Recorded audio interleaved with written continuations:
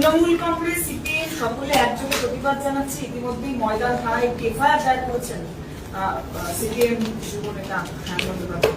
দেখুন, আমাদের লোকজন কখনো কোনো মারধর করেনি এবং সেটা সম্পূর্ণভাবে তারা ইচ্ছে করে প্রত্যেকটা সময় দেখা যায় রামনবমীর মিছিল বা বিভিন্ন আমাদের কোনো কেউ প্রোগ্রাম হলে আমাদের কার্যকর্তাদেরকে সফট টার্গেট করা হয় এবং এক্ষেত্রেও তাই হয়েছে।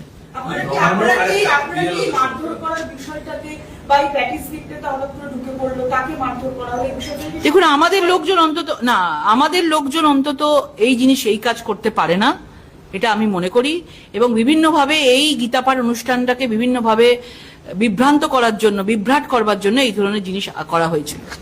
আপনারা শুনলেন বিজেপি নেত্রী লকেট চট্টোপাধ্যায়, তিনি বলছেন যে এই যে ব্রিগেডের মাঠে গীতা পাঠের অনুষ্ঠানের দিন যে একজন গরিব চিকেন প্যাটিসওয়ালাকে মারধর করেছে কিছু সনাতনী যুবক, হিন্দুত্ববাদী যুবক, তারা নাকি বিজেপির আসলে কেউ নয়, বিজেপির কোনো লোক নয়, এরকমই জানাচ্ছেন বিজেপি নেত্রী লকেট চট্টোপাধ্যায়। কিন্তু প্রশ্নটা হচ্ছে যে কে লোক কে নয়, এটার থেকেও যেটা বেশি গুরুত্বপূর্ণ সেটা হচ্ছে যে এই ঘটনাটার উনি কন্ডেম করছেন কিনা, নিন্দা করছেন কিনা। একজন গরিব প্যাটিসওয়ালা যিনি ওখানে বছরের পর বছর ধরে প্যাটিস বিক্রি করছেন, তার কাছে ওই ব্রিগেডের মাঠে গীতা পাঠ হচ্ছে না, সিপিআইএম এর ব্রিগেড হচ্ছে নাকি ঈদের নামাজ হচ্ছে, এগুলো কিচ্ছু ম্যাটার করে না। তার কাছে ম্যাটার করে যে কিভাবে তার ব্যবসা চালিয়ে তিনি তার জীবিকা নির্বাহ করবেন, তার যে সংসার রয়েছে, পরিবারে যেই থাকুক সেই পরিবারের মানুষের পেট কি করে ভরাবেন, এটা তার কাছে গুরুত্বপূর্ণ।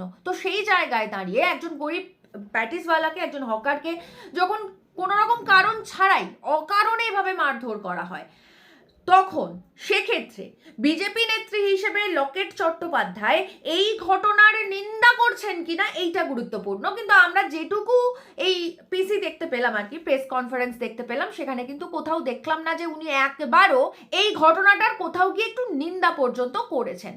এটার কারণ কি?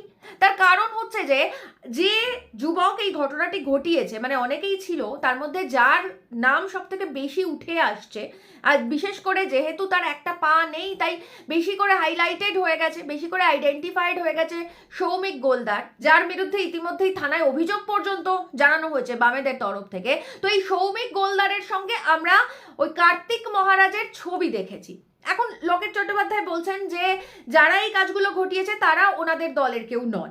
এখন কার্তিক মহারাজ আমরা যতদূর জানি যে বিজেপির লোক। এখন লকেট বলতেই পারেন যে না, কার্তিক মহারাজও আমাদের দলের কেউ নন। এখন ছবি দেখে তো কিছু বিচার করা যায় না, কারণ লকেটের নিজেরও অনেক মমতা ব্যানার্জির সঙ্গে ছবি রয়েছে। তো সেক্ষেত্রে মমতা ব্যানার্জি এখন তৃণমূলের কেউ নন। এখন উনি বলছেন যে উনি বিজেপির, কিন্তু এই মুকুল রায় থেকে শুরু করে শ্রমিক ভট্টাচার্য তারা বলছেন যারা বিজেপির তারা আসলে বিজেপির কেউ নন।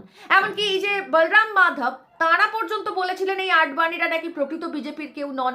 আসলে কে বিজেপির আর কে বিজেপির নন সেইটা বিজেপির দলের লোকজনের পক্ষে আইডেন্টিফাই করা একটু কষ্টকর। বিশেষ করে এ বঙ্গের যারা বিজেপি তারা কেউই আসলে বিজেপির কেউ নন, তারা প্রত্যেকেই তৃণমূলে। তো আমাদের দলের কেউ নাকি আমাদের দলের কেউ নন, এইটা বিজেপির ক্ষেত্রে খুব বেশি গুরুত্বপূর্ণ নয়, খুব একটা বেশি ম্যাটার করে না, কারণ ওদের দলের কেউই ওদের দলের কেউ নয়। সুকান্ত মজুমদার ওদের দলের কেউ নয়, তৃণমূলের। শুভেন্দু অধিকারী ওদের দলের কেউ নয়, তৃণমূলের। তো সেক্ষেত্রে ওদের দলের যারা আসলে ওদের দলের কেউ নয়, তাই এই গরিব চিকেন প্যাটিসওয়ালার উপরে যারা মারধর করেছে তারা ওদের দলের কি দলের নয়, তার থেকে যেটা বেশি গুরুত্বপূর্ণ সেটা হচ্ছে যে এই ঘটনাটার কি লকেট চট্টোপাধ্যায় একবারও নিন্দা করলেন? আমরা দেখলাম যে উনি করলেন না নিন্দা। তাহলে যদি এই ঘটনাটার উনি নিন্দা না করলেন, তাহলে উনি কেন দলের কেউ নয় বলে তার সঙ্গে এতটা দূরত্ব করলেন? তাহলে কি আমরা ধরে নিতে পারি যে যেহেতু বামেদের তরফ থেকে, বামেদের যুব নেতাদের তরফ থেকে পুলিশের কাছে কমপ্লেন করা হয়েছে, তাই সেই ভয়ে উনি তাড়াতাড়ি করে বলছেন বাবা দেখো আমাদের দলের কেউ নয়? কিন্তু আমার মনে হয় যে একজন নেত্রী হিসেবে, বিশেষ করে একজন মহিলা হিসেবে, এবং অবশ্যই এ রাজ্যের প্রধান বিরোধী দল হিসেবে বা প্রধান বিরোধী দলের নেত্রী হিসেবে লকেট চট্টোপাধ্যায়ের এরা যেটা করেছে সেটা আমাদের দলের কেউ নয়, এটা বলার থেকে বেশি গুরুত্বপূর্ণ ছিল যে যেটা হয়েছে আসলে সেটা ঠিক হয়নি। একজন গরিব মানুষ, একজন গরিব চিকেন প্যাটিসওয়ালা যিনি দিনের পর দিন ওখানে ব্যবসা করছেন, সেখানে তিনি যখন ব্যবসা করতে গেছেন তাকে মারধর করাটা অন্যায় হয়েছে, এইটা বলা বোধহয় কোথাও গিয়ে রাজনীতির ক্ষেত্রে সঠিক রাজনীতি হতো অন্ততপক্ষে লকেটের কাছে।